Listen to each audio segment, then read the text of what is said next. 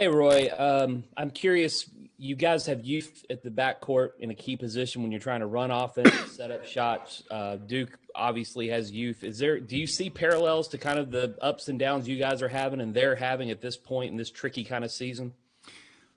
Well, I think we probably both have some ideas about, boy, we wish those freshmen would grow up a lot faster, but they have that security blanket of Jordan Goldwire, because I'm just looking at the stats, 48 assists and 18 turnovers. That's a pretty good security blanket, and Jordan's probably doing a lot of things offside the court, too, with their young guys, and we don't really have anybody in the point guard position or the positions that we have the guards all the time. We don't have anybody with that kind of experience to help them out. But there are some similarities, I'm sure. Both of us are probably frustrated at times, but also have to be understanding, because what the kids are doing now is much different from what they were doing last year. Josh Graham, then CL. Coach, there's the historic piece of this game. There's the stat that's been thrown around that this is the first time you guys have met in 61 years, both being unranked. I think you would have been 9 years old at the time. So rather than asking what memories you might have at 9, unless you have a good story, what's None. the earliest memories you have of this rivalry watching it? Oh, man.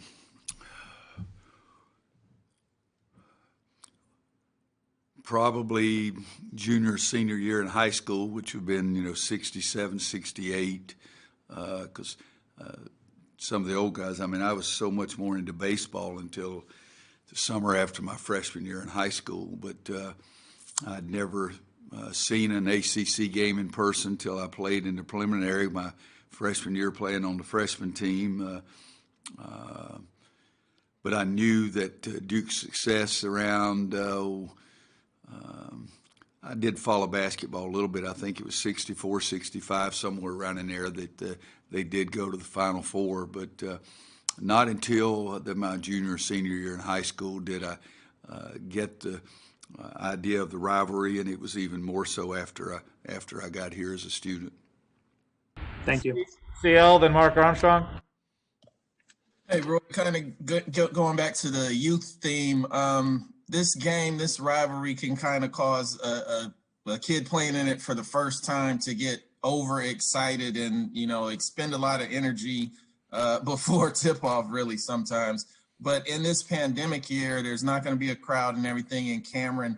In what ways do you think the game itself will kind of be different, especially for the young guys playing in it? CL, that's a good question, but I've been asking that all year long, how they're going to react going into gyms, nobody there, going into a place where it's 2,000 or whatever it was at Clemson the other night is all not normal for what we've seen in ACC basketball. But by this time of the year, I think the kids are understanding that part of it. I think they would be shocked if they came into the Smith Center and all of a sudden there's 21,000 people in there, and they would be shocked if they went into Cameron and it was completely full. But what we're doing is we're going in there and playing the same scenario that we've been playing all year. And yes, the Duke game is a huge game, and yes, it'll always be a huge game. Neither one of us have had the success so far that we would like to have, but they'll listen to the upperclassmen a little about a lot of the games. But this year is so unusual. I don't know what to expect from one day to the next, so I don't even know how to think about what they may be thinking themselves. Mark Armstrong, then Andrew Jones. You may have kind of started to answer my question there, Roy. I've seen a lot of chatter amongst fans that they even forgot this game was coming up. Does it feel the same, aside from everything else we're all dealing with? Does it feel in any way different, the dynamic, given the relative lack of success you've both enjoyed this year? Or is it just as intense leading up as would always be? Well, it'll always be intense because it's Duke in North Carolina, but you're right. We have some wounds we're trying to get them healed, and some problems we're trying to get fixed. I don't want to speak for Mike's team, but I would assume that they have those same kind of feelings that we do, just trying to get better every day. And then all of a sudden, wow, we're getting ready to play Duke, and we're nowhere near where we want to be. I know that part of it for sure, but it's such a different world that we live in. But also, I'm very happy about the fact that it's a different world for me as a coach to understand what the kids are going through every single day. It's different. It's hard trying to figure out what those kids are feeling, and with mom and dad and the people around them and what they're experiencing. I've never had a scenario like we have right now. It was truthfully 7 of our top 10 players are freshmen, or 7 of 11, 7 or 10, sometimes either one of those. And so for me as a coach, it's been a learning experience, but it's also been a hard learning experience. But it's been that every single day and every single game. Andrew, then Brendan. Hey, Coach, what kind of problems does Matthew Hurt present? And is he one of the more unique players in the league that finding a guy that can kind of stick with him and keep him from getting looks is maybe one of the bigger challenges you have facing anybody? Yeah, there's some guys in the league that big guys who can shoot the ball from range. I don't know that there's anybody that does it as well as Matt does. And then when he goes down in the low post and shoots that little turnaround fadeaway, it's pretty automatic too. So I think it's a little bit of a different challenge. There are other guys who can shoot it, but I don't know that anybody does it any better than Matt does for sure. We tried to recruit him really, really hard ourselves, and so I've seen him play a lot. But his is a little different. He gets a lot of shots. They need him to get a lot of shots. And he makes a lot. I'm just looking at 53%, and 69 of those 173 shots are three-point shots. So that's a heck of a percentage right there for a guy big or little. And I think that he is a little more unique than the rest of the big guys in our league that shoot it so well. Brendan and Jared Fialco. Hey, Roy. Yeah, I wanted to ask you another sort of historical question. When you think back on the history of the rivalry, the games you've watched and obviously been a part of, what is it that sets certain ones apart? Is it the stakes? Is it the teams? Is it the endings? But in your opinion, what sort of makes for the best UNC Duke games that you've experienced?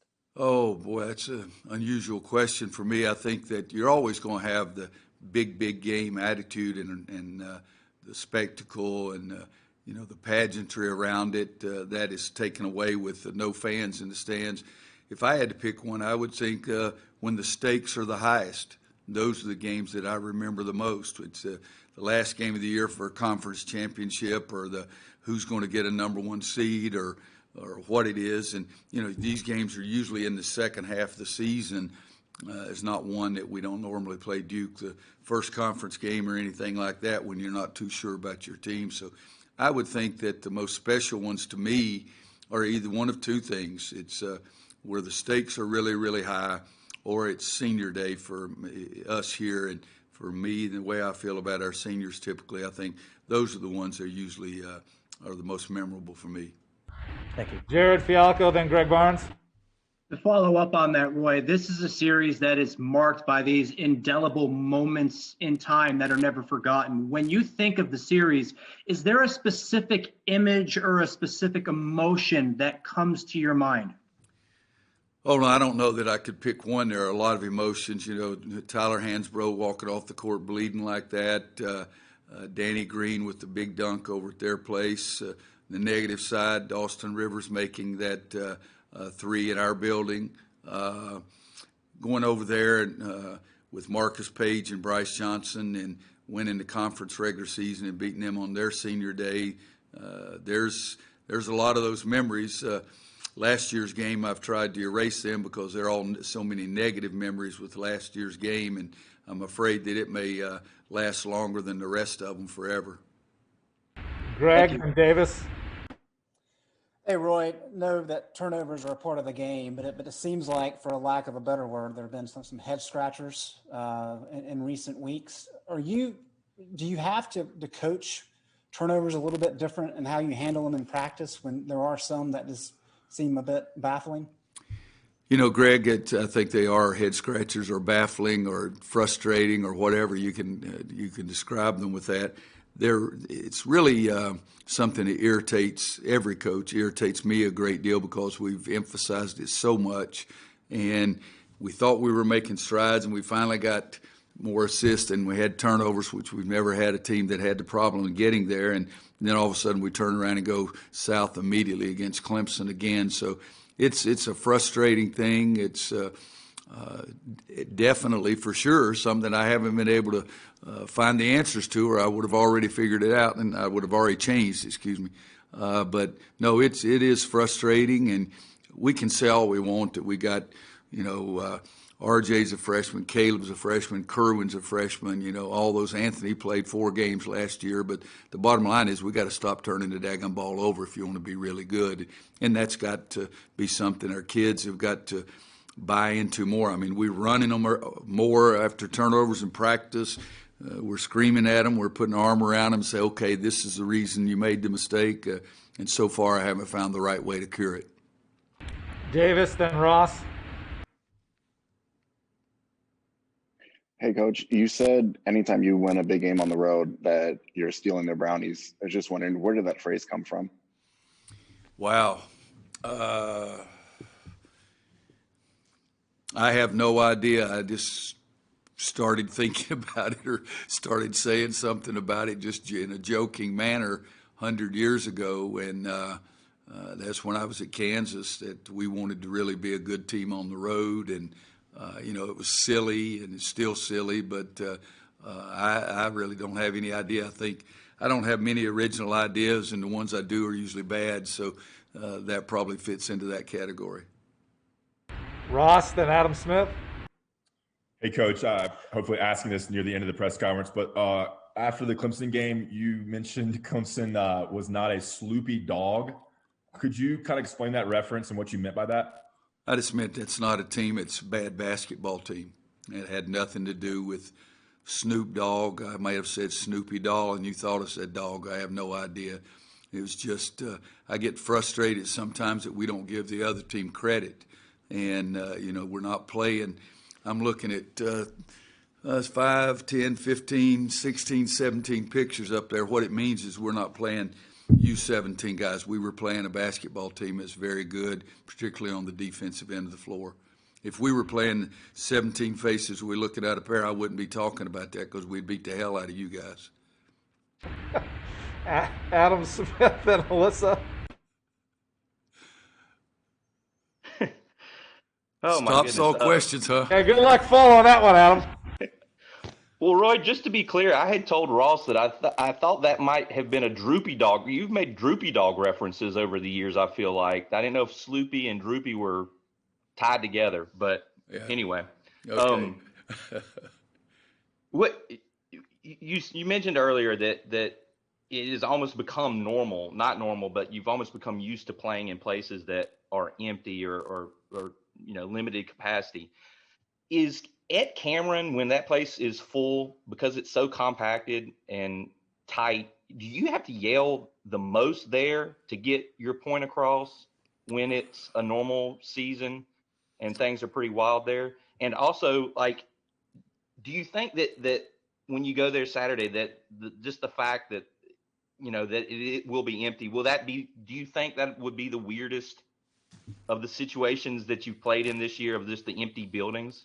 I don't know that it'll be any more weird than any of the other places because it's just weird, unusual, whatever terminology you want to use. But it's something that by now you've almost become used to, so it's not as weird anymore. But no, I think their crowd is fantastic. It is a smaller place. The sound in there is really difficult. It makes it difficult for you to communicate with your team. Whether I yell louder or more often, usually it's dictated by how good they are and how well we're playing. But that is a place that it is harder to communicate with your guys. It's just like I hope the Smith Center is hard to communicate when the other team's trying to communicate with their players. But it's I don't think really, guys, when I walk out on the court, when I walk through the tunnel, when I walk out there on Saturday, I notice that there's nobody there. Then when the game starts, I'm really not that concerned about who's there, who's not there. I'm trying to focus on what's going on the court. And yes, they can hear me easier most of the time. Not perfect for sure. Most of the time, I don't yell things that I'm embarrassed for anybody else to hear. Most of the time, I'm yelling things that I think will help us play better. And so I'm not embarrassed most of the time by things I say. Time for two last questions. Alyssa, Ray, and then Kip. Last two. Go ahead. Coach, an uncharacteristic down game from Armando on Tuesday. How has he responded in practice to that, especially with this game coming up on Saturday? I have no idea. We gave him Wednesday off. We're going to practice later this afternoon, but Armando has been, in reality, our most, I was trying to use the right term, a consistent player. Had a great stretch early, the first, I don't know, pick out 8 or 9 games, and then had a couple that weren't quite as good, and then 2 great games before the Clemson game, and I have no idea how he'll bounce back. I would expect that he'll bounce back really well, but a lot of that is determined by the competition that he's playing every night too. It's some guys are more effective against big guys. Some teams double team, some teams take things away. So he's just got to handle it because he just didn't play well. He wasn't nearly as active. He got frustrated by some things, and he's got to be a little more mature, but he just did not play well. Last question, Kip. Yeah, Roy, logistically, when you've been on the bench and your players are all spread out at unfamiliar places, has there been a time this season when you looked around to send a guy in and could not find him for some reason? Yes. I've looked around, okay, where is he, and that kind of thing. So there is something to that. And even my staff, like Kendall is now keeping total fouls and timeouts, and I'm trying to find out, how many fouls is that, and it's harder to find. But that's part of the being unusual. But Kip, I think that you should talk to Kirsch, because every press conference we have, I think it may be because he thinks you're the oldest. You get the last freaking question. I think you ought to pull seniority status and tell him you want to answer the first question next time.